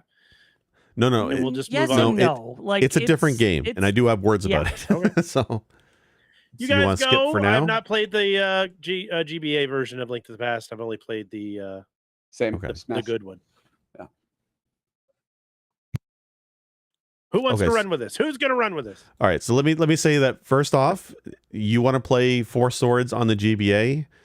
It's very hard to do that. You can play it on the Switch online right now, but spoilers, you need more than one player. It is not a single player game on the Switch online. Yeah, If you no. want to play Four Sword single player, there was a release. I think it was on the DS. Yes, it was the DS. That's how I played it. They briefly had Four Swords 25th Anniversary Edition on there, and then they took it down off the eShop because that's fucking what Nintendo does. But on that version, you could play single player. It basically gives you two links, and you control both of them, and you can switch between the two of them. So I played a little bit of this last night. I don't like it at all. When I love the GameCube one, which is also called Four Swords, that is a lot of fun. But the GBA one, I found so tedious. I got to the first boss fight, which is this plant thing. And like it's you and a pink Link. And I assume if you're playing with four players, there's four different Links, all different colors. But the boss would alternate the petals between pink and green and would only take damage if you use the right Link. So here I am swapping between Links just to try and hit the goddamn plant to kill the boss. And it got to a stage where two pulleys came on the side of it. And you had to get one Link to go in, pull the pulley, pull it out, swap the other Link, pull it out. And then when the colors of the plant change, you'd rush in and smack it a few times, only to repeat the process. It is one of the most tedious bosses I've ever seen in a Zelda game, and it was the first boss. I can't imagine doing this in a group and being that coordinated, especially when the GameCube Four Sword was so much more free form and just random arcadey. I didn't have to think about combat. It was just hectic mess. It was fun. But this one, you have to, just with the two, had to be really strategic in how you approach those bosses. I can't imagine doing this with more than two players. You clearly haven't So- played Destiny with me and Lord Optic. So I actually did play the Four Swords adventure in this with like two other people. Okay. We played through the entirety of the adventure, and it was okay. Like it was was neat definitely playing a okay. Zelda because this was the first Four Swords thing, so it was the first multiplayer Zelda really. It was neat to do it, but it wasn't the most exciting or memorable. It just was. just exists. What's You are wild? you just is. What's wild to me is that because when you mentioned Wolf, like you mentioned that's on Switch Online, I'm like, okay, great, I'll hop on Switch Online and check it out. Why they went with the original GBA release and they didn't port over that limited 25th Anniversary Edition, which lets you play alone, why they didn't include that is insane to me. Like it's the most Nintendo ass fucking Nintendo thing ever to not include the game version of the game that you can actually play by yourself. They insisted you have this one because Nintendo Switch Online, yes, it has multiplayer and it works, but it's so laggy. Every time I've tried online with Switch, it's such a pain in the ass and it feels just awful. I don't know why they picked the wrong version of this game to release. So I don't. This one's an F to me. I think this is trash. I did not like my time of it. If you think it's better with real players and stuff, but I don't know. But it's also a GBA port of Link to the Past, so it's not that bad. You're still getting a Link to the Past, so I would give it maybe a B or C because it's not a great port of Link to the Past, but then it's also the other thing is optional. Okay. I didn't buy it for Four Swords. I bought it to play Link to the Past again. Really? Okay. I mean, I was interested in the Four Swords thing, but that's not why I bought it. A friend of mine ended up buying it, and he was like, "Hey, you want to try this?" And I was like, "Yeah, let's do it." Okay. I can see it being a combo pack being interesting. I still don't think I would give it a B, but I could see it being a C because it has Link to the Past, and I love Link to the Past. Knowing the GBA port of this, the sound is probably not as good. Sorry, GP. Yeah. No, it's not. Oh no, I'm just It's also celebrating not the same. combo packs. It's also not the same size screen, so the resolution either gets funky or the way it fits on the screen gets funky. So okay, so have you any guys combo haven't played packs. this, right? So C. I played exactly one half of this. I could see it be a C. You could see it's a it weak Link to the be a Past, and C, it's a weak Four Swords, so a C is fine. ACB. Okay. Yeah, let's go with C. CBC. All right. We'll go ahead and see our way out of that particular game and move You on. were Now- so fucking brilliant with these comments, and I want to celebrate your wit and your charm, and I love you. Because you're charming, you get an extra C for rank charm. bump. Yeah. C for Charm Monk. Charm Monk is in full throttle tonight, ladies and gentlemen. There it is. Let's go ahead and talk about this one now. These next two have kind of a uniquity to them of being within the same realm of one another. We're going to go ahead and talk about Oracle of Ages and Oracle of Seasons. Now, I'm doing that backwards because it's backwards in the orders, but chances are we will talking about this in kind of a tandem, and then we can decide on if the two of them received the same grade or if one had anything better than the other one. But I'm believing it's very much the leaf green, fire red of the Pokemon era. There's just subtle differences. No, they are different. Storyline. No, they're unique adventures. If it's okay, I'm going to go first. I'll be concise. But when I found out they were putting this with the Game Boy whatever on the Switch subscription package, this is why I was excited. This is my favorite thing from that whole Game Boy musical games package. So yeah, I enjoy these. I can't say enough great stuff about the Game Boy, considering its roots and how everybody at Nintendo originally thought the whole thing would just fail and it would be an abysmal experience. To see everything they accomplished with that system as a whole. But to me, I think these two games are probably some of the best on that system, in my opinion, as an old school Zelda fan and somebody who just thought, what a cool way to be able to still play a Zelda game and have it feel like something I love while walking around or, riding in the back of the Dodge Caravan. I loved it. Good memories, and playing again on the Switch has been fun. So thank you. I'll also make mine very concise as much as humanly possible. I've played tidbits of these guys, both on them, but they have we're getting into the more classicer versions of the Legend of Zelda that I was born and raised on and grew up with. And playing these even today, like they have some really cool aspects to it. I like the jumping aspect where you get the feather and you have to jump from one point to the other.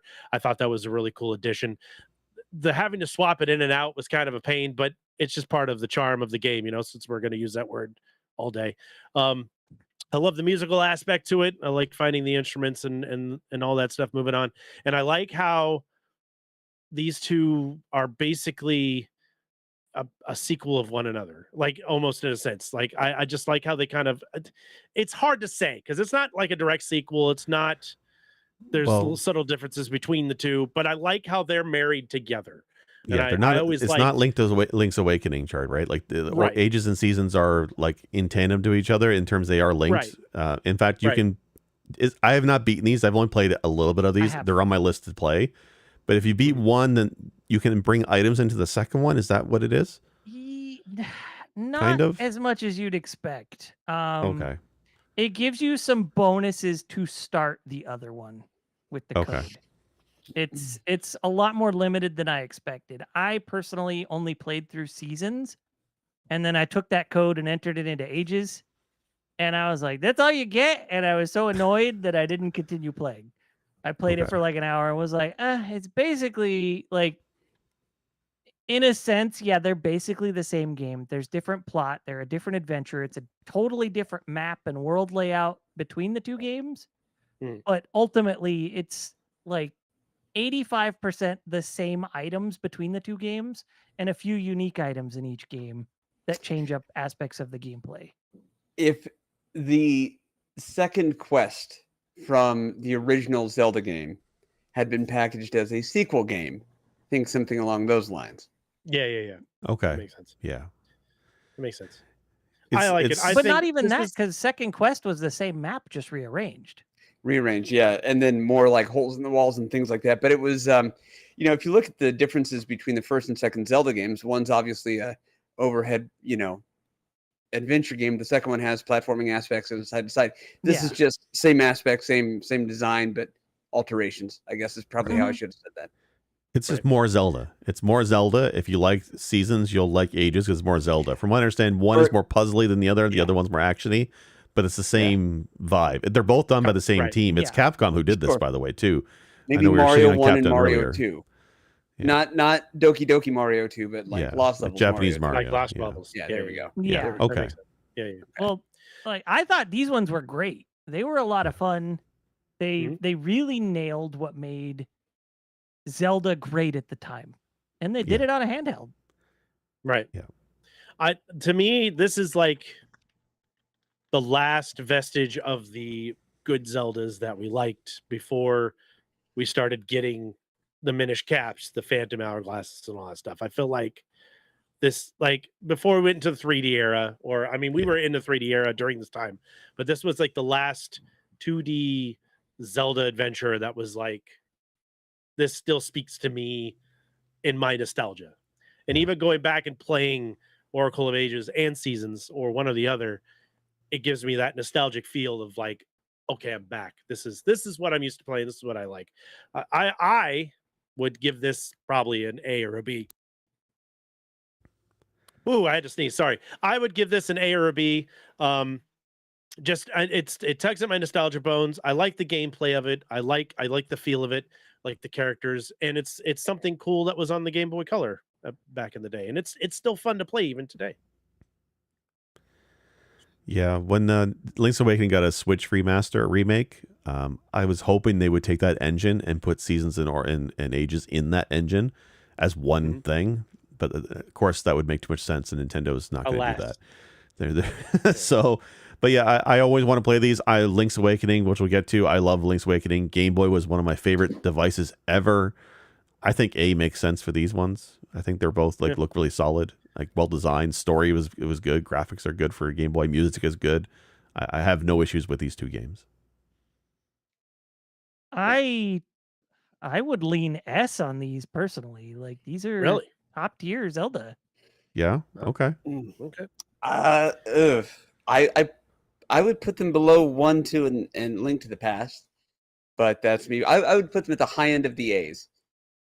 Yeah, I'm kind of a GP. Settles it at an A.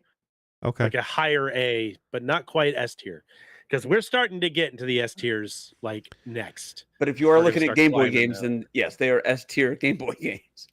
But anyway. Right? Yeah. Yeah. Okay. All right. So, without further ado, let's get to the greats, the latest and greatest, or earliest and greatest. I don't know. Earliest and bestest. We're going to talk Legend of Zelda Link's Awakening, which for the longest time, whenever I see someone play Oracle Seasons, I thought they were playing Link's Awakening. Yeah. Little did I know, because they just look so similar, but, obviously the story is completely different, and there's a bunch of different shit to it. But, as Jake said, loving Link's Awakening. I also love Link's Awakening. I love playing this on the Game Boy. This is an S tier game in my personal opinion. I think this game brought Zelda to the Game Boy in a way that was great. It was compact. You could play it in the back of your Ford Aerostar or your Dodge Caravan and GP's reasoning. The Honda Odyssey fucks hard. There, yes, it does. As it does. With the sticker, it says "I used to be cool" on the back of it. But it's a great game. I love Link's Awakening. What else is there to say? It's Game Boy Legend of Zelda that was translated super well in a portable, smaller package, and I love it. I love it. I love it. I think it's an S tier game. Link's Awakening definitely needs to be on the upper echelon with a couple of these other games towards the end of our list. I didn't play it back in the day. I've actually only ever watched it as the re-release that came out, whatever that was, 3, 4, 5 years ago. People seem to really enjoy that. I thought it looked great and seemed like it was an enjoyable one. It's on my list of shit to buy that I have yet to buy. And I got to kind of be at the mercy of whatever you guys say here. So I trust you and I will take your word for it. But from what I understand, it is absolutely classic Zelda. Yeah. Yeah, for me. Sorry, Jake. Do you want to go first? No, you can go ahead if you want. It's fine. It's cool. For me, this is also S tier. Like this combined the overhead that Link to the Past did so well with some aspects of the 2D platforming that Zelda 2 tried to pull off. And it did it so well.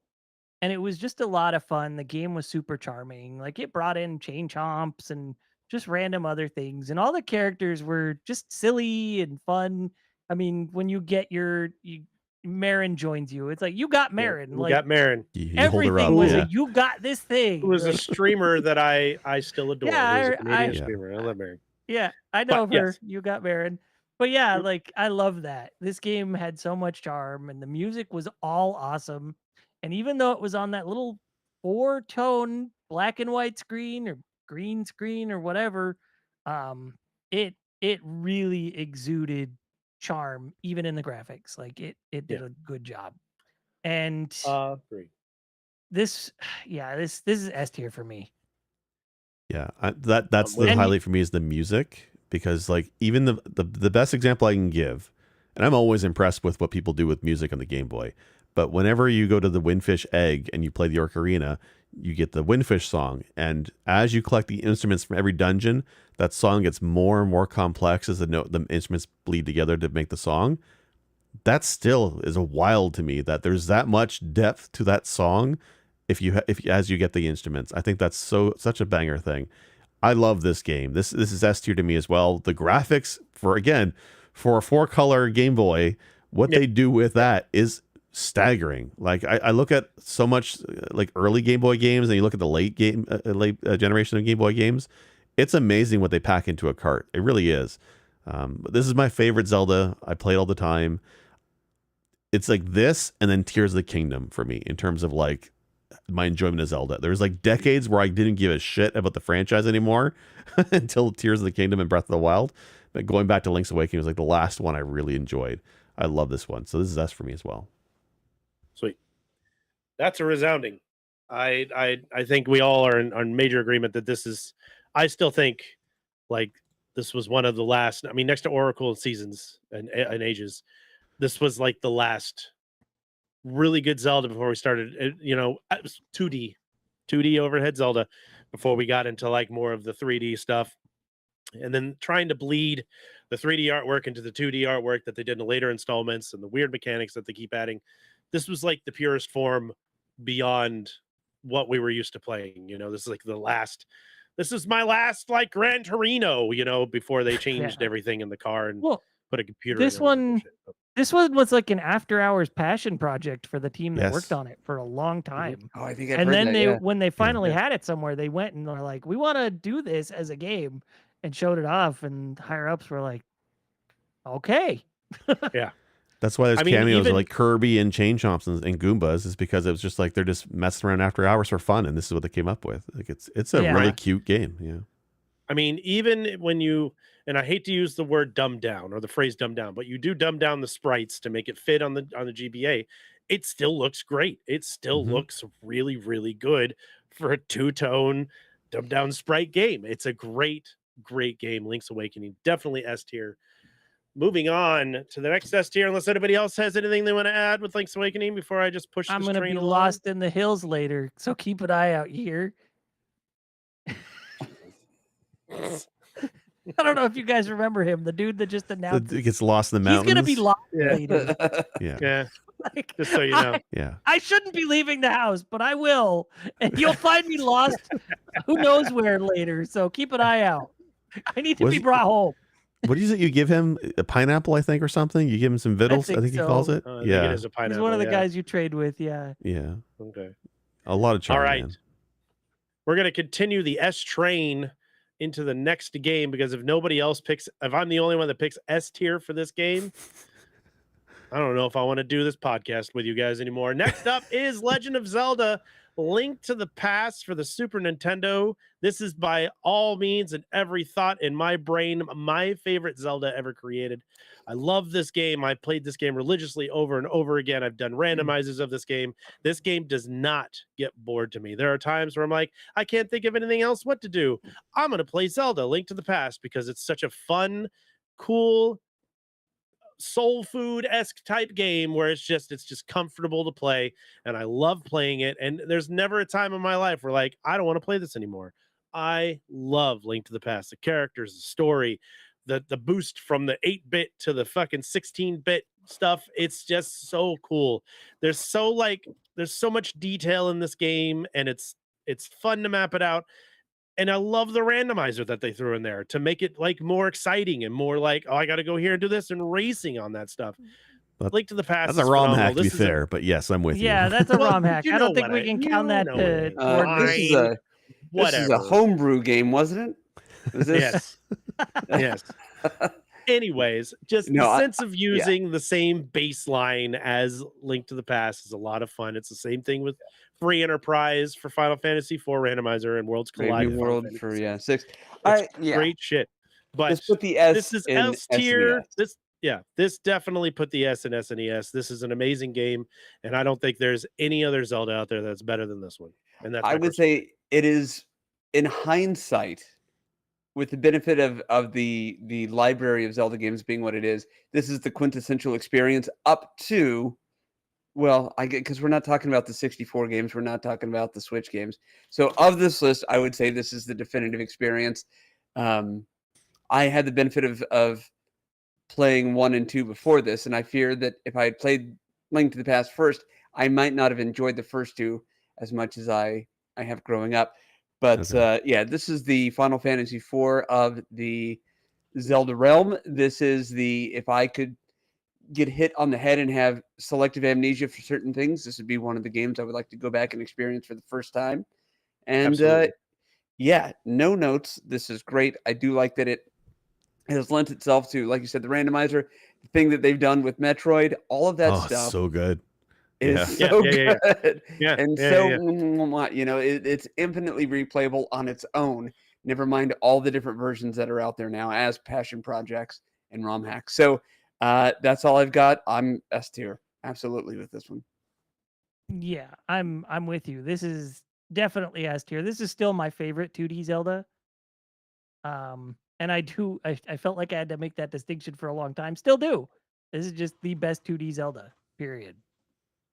It did a lot of cool new stuff. The puzzles were super interesting and unique, and just the random items you find. This was one of those games that, you know, when you uncovered a secret, when all you and your friends were playing this as kids, everybody was like, dude, I found this. What? And then everybody wanted to go home and test that exact thing. Be like, dude, that's rad. Right. I have to run into the wall? Okay, let's do it. Some of the best music, the fine music, the item music, all that, it's so good. It's so good. Like for me in this, like I go back and forth between this or Link's Awakening as my favorite Zelda. In terms of charm and story, it's probably Link's Awakening, but I mean, I just love Link to the Past. It's such a great game. It's one where I almost wish they redid a remake, but then I don't want them to fuck it up, so don't touch it. But this is the Super Nintendo game for me. Like when we look at Super Nintendo, if I could only take one game to a desert island with that machine, it would be this one. I'll shit on Mario World to a degree. I can never talk bad about Link to the Past. It is hands down my favorite Super Nintendo game. Like it's really that good. And adding in all the ROM hacks behind the scenes, there's so many ROM hacks. The randomizer with Super Metroid, combine the two ROMs together is hilarious. It was so well done. I know it's a fan thing, but to show you that the fan dedication to a game like this is something I think to appreciate. I love this game. Yeah. Absolutely S tier. Who could hate Had this game? game existed when they sent the Voyager probe out into space, they would have said, "We don't need to put the gold record on there. Yes. Let's send out Yeah. Link to the Past." Open a textbook, Right. children. Look it up. Okay. I think this is an Yes. S tier game without question. Yeah, easy. This is a super S tier game. Yeah. So, all right. I'm excited to talk about this next one because I love Hold this on. Did next Wolf get a chance to talk about? Did I miss? yeah, something? I Did have did. a stroke? one. Okay. Okay, I'm sorry. It's okay. I'm interested to hear either the division that this game brings or the camaraderie that this particular title in the track brings. Wolf's looking at me like I'm gonna burn this bitch to the ground. No, And no, I'm no, gonna, no. And I'm gonna Let us- grab the fire hose and put it out the fire. That's it. So let's talk Zelda 2: The Adventures of Link, which is one of the most polarizing Zelda games I think Adventure. that's out there. Adventure of Link. No plural. It's the Yeah. adventure. It's adventures. He has more than one. Don't No. lie to me. Okay. This I just don't know what I happens was to be thinking. one of the adventures because I know it is Adventure Link. It is a singular This- adventure. I It is. will lump both of these words together if I may, or both of these games, and then I'll clam up for the rest of the episode. But if ever you ask me what my opinion is, which would I rather do, whether it's eat this food or eat this food, have this type of cologne or this kind of cologne, or this game or this game, in literally every aspect of my life, I can choose between two different things pretty well. This is the one where I'm like, I literally do not care. Put the game on and I will play it and I will be happy. Don't make me pick. Because honestly, you could flip a coin and I don't give a shit. I have no preference. Every time I think I'm going to like one more than the other, I hesitate and I find that I cannot bring myself to truly 100% get behind one or the other. I love them both equally in separate ways, and that is everything I have to say. Both of these S tier for me. Thank you. Oh, wow. But I will say welcome. gold cart only, no gray cart. I know it's a weird bougie thing. Gold No, cart. it's not bougie. Thank you. Okay. Give me the gold cart with the sword on it. I'm all about it. Yeah. Adventure of Link is a very awkward Zelda coming out of what the original Zelda was. It's almost an RPG in the aspect that you do level up, you gain experience, you raise your stats, you raise your attack power, your life, and all that stuff, magic, all that crap. In a way There's that you also want. random encounters. There's random Yes. encounters while you're on the world map out there fighting things, but it's a weird thing because it's not a turn base. It's a platformer where if you get a random encounter, you either have to traverse from one side of the map to the other or fight off some things and then move on to the next thing. The towns are full of dangers, which I have found both to be humorous and super fucking annoying. There's a lot of really cool secrets in the game. The dungeon music is a banger. I think the music in Zelda 2 is absolutely top tier music. I hated this game as a child, and as an adult, I played through it again and have such a high level of respect for this game for what it was that it's an S tier game to me. As much as people give shit on this game and give it shit, I thought I'd be the only one. I thought I would be laughed off of this episode from all three of you guys because I gave Zelda 2 an S tier ranking because I think it is so unique in what Zelda did even after and before. It's no Link to the Past. I'll give you that. It's not even Zelda Legend of Zelda 1. But what it did on its own right gives it its own perk to be an S tier game for me. So I absolutely give this because the RPGer in me fucking loves Zelda 2. I was really disappointed when I rented it as a kid, though. I'll tell you that right now. Because I was bad at it. Real bad at it. It's hard. Yeah. It is very hard. Wolf, you want to go or you want me to go? I'll go. So I have long stood by the idea that this is not a bad game, but it's not a great Zelda game. I do appreciate what it did. I don't dislike it by any means. There's points in it that the translation could have been better, and the game suffers for the lack of a decent translation at points. I do Fair. like the random encounter method that they used. It's not just like walk and all of a sudden you're in a battle. No, it's you see the little dude coming and getting you before you're in combat. I like that. Right. The music in this game spectacular. I do like that they mixed it up from the first Zelda game. They didn't just repeat the same exact formula.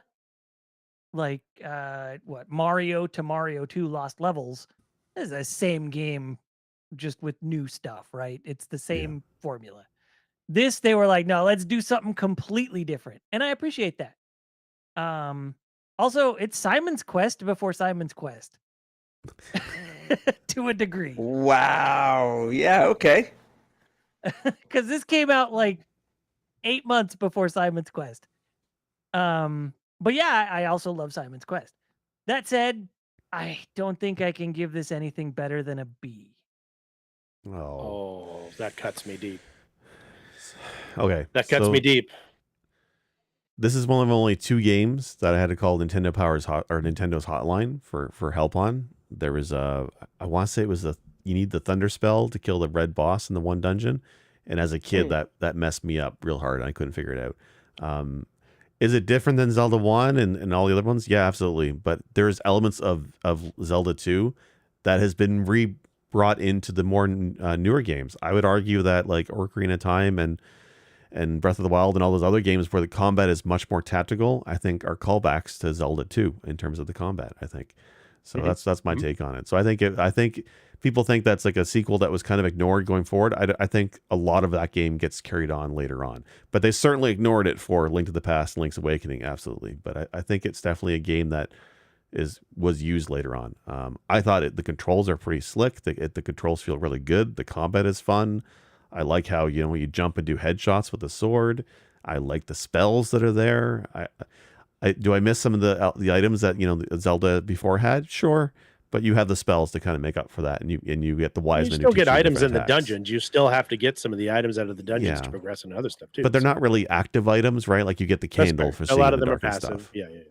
Yeah. But I still like the sense of exploration is definitely still there. There's definitely a lot of hidden stuff. I actually like the leveling up. Like GP said, it's leveling your way. I usually wait to get the first attack upgrade, and then I look at the other ones. I usually, but you have that choice. It's really good. It's a fun game. I got stuck on that one boss, but other than that, this game is pretty solid all the way through. And I think Shadow Link, right? That's incorporated later. Like there's DNA from this game that is necessary for the franchise later. And I'm glad we have it. So I think it's a solid game. For me, I think it's an S tier. I love this game. And I know that, in modern day, some people shit on it as well. I know we did a whole episode about sequels that are different than the original game, and this is one of them. But having played it a bunch since that episode, I think this is a great game. I think it's S tier. Damn, I love it. I seriously thought I would get mocked off of this goddamn podcast tonight. I thought this was going to be my bane. I am so happy and proud to hear that is not the case. That's amazing. No, I might disagree with you guys, but that doesn't mean like I disrespect your decision. I don't like. I can understand how you guys came to S. I don't think it's an S personally, but I mean, I need you guys to keep that energy of cooperation, so that when we do an episode about Circus Charlie next year, that you have that same sense of cooperation, that and love and respect for my views on games. Foundations for camaraderie for Circus fucking Charlie. That I do want to say laughed off of this channel. I think this game, The Adventure of Link, is what awakened, whatever the front-loading RPG enthusiast is in me. I would go to that first castle or dungeon or whatever. Awoke, yeah. That whole sentence was just foobarred. Yeah. One more time, let's start over from the beginning. Anyway, I'd go to the first dungeon, and I wouldn't leave or finish that out with the crystal until like everything was leveled up to like level 5. Yeah, right. Hell yeah. Just yeah. I'll grind the fuck out of anything. Final Fantasy 2 was only doable because Zelda 2 existed. Zelda for me. 2 made it exist. Yeah. Okay. And it was the gateway drug. Well. Exactly. Yeah. So give me more P bags, baby. Don't complain to me about grinding, kid. I was there with Zelda 2. You don't know how to grind. You don't You don't know know what shit, grinding is. kid. So many slimes. Well, we got 3 S's and a B, which probably automatically knocks that to a high A, which makes me sad, but that's fine. I guess I can live with a high A, so I can respect Wolf's opinion So about said game. Okay. So good. Last one. Okay. Last one. Let's Road round G. this up. Let's round the wagons, baby. Let's talk about the pinnacle of all Zelda games. Obviously, we're talking about The Legend of Zelda. That one. The first one. I have some fun stories about the gold cart and being young and playing it in a thunderstorm, and my sister saying that if lightning struck the house, I would lose my entire save file. And then the power went out right when I got the warp flute for the first time, and I wept Oh, no. openly, which was one of the hardest things I'd ever done as a kid, and did not pick that game up until way later into my 20s and 30s, and finally finished it on a plane ride over to Hawaii. So it was an incredible playthrough. I love Zelda. This is an S tier game for me. It made Zelda. It's better than Metroid, but it's still like within that vein of importance to the rest of them. Metroid 1, I mean, you had to draw the map. You get lost in the forest. You had to draw the map for the forest to get through that, and to remember where all the goddamn dungeons were. And then you play the second level or the second tier of the second playthrough, and everything Second was quest. swapped around, and you were like, Yeah. no, I knew where everything was. I memorized it. So everything got all swapped a dude on you. And it came up with great lines, such as the opener of this in particular episode. It's a great game. Zelda is classic forever and always.